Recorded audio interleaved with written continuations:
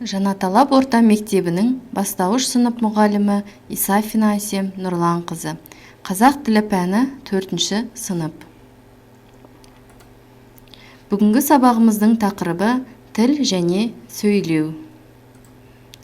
Сөйлеудің түрлері: ауызша және жазбаша. Сөйлеу: ауызша дыбыстар, екпін, интонация, ишара, қимыл қозғалыс, көзқарас, айтамыз, естиміз. Жазбаша: әріптер, тыныс белгілері, шрифті бөлу, тарау бөлім, параграф, жазамыз, оқимыз.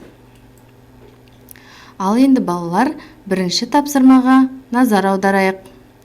Тірек сөздердің қатарын толықтырып жаз.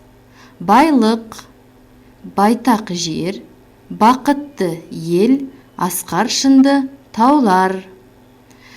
Бұл жерде керекті сөздер: миуалы, бауларым, асу-асу белдерім, байқоңыр, орам-орам орманым, тату-тәтті өмірім. Осы керекті сөздерді көп нүктенің орнына қойып, жалғастырып жазамыз. Екінші тапсырма: айтылған пікірлер рас немесе жалған екенін анықта. Бірінші: менің байлығым, байтақ жерім, бақытты елім. Екінші: байтақ жерімді асқар шынды таулар, миуалы бақтар, қалың ормандар құрайды. Үшінші: қазақ даласы Алтайдан Атырауға дейін созылып жатыр.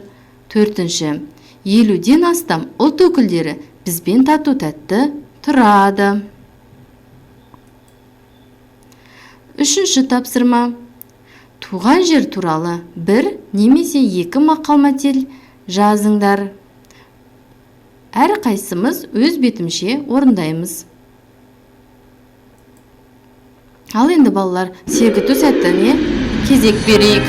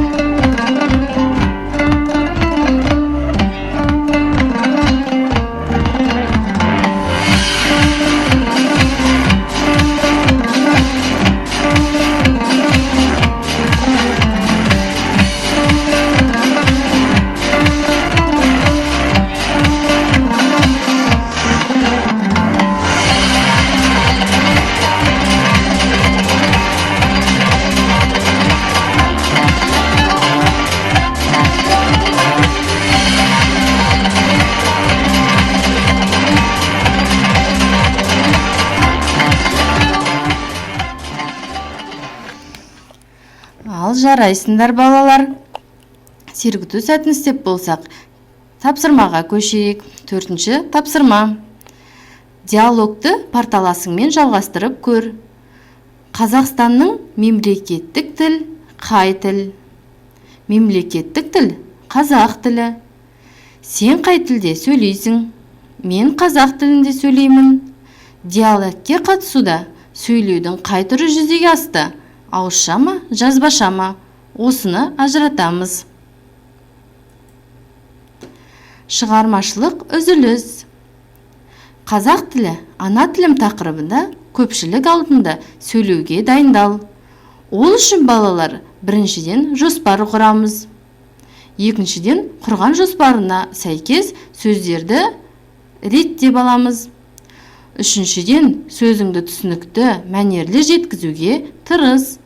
4-ші, қанатты сөздер мен мақал-мәтелдерді ұмытпа.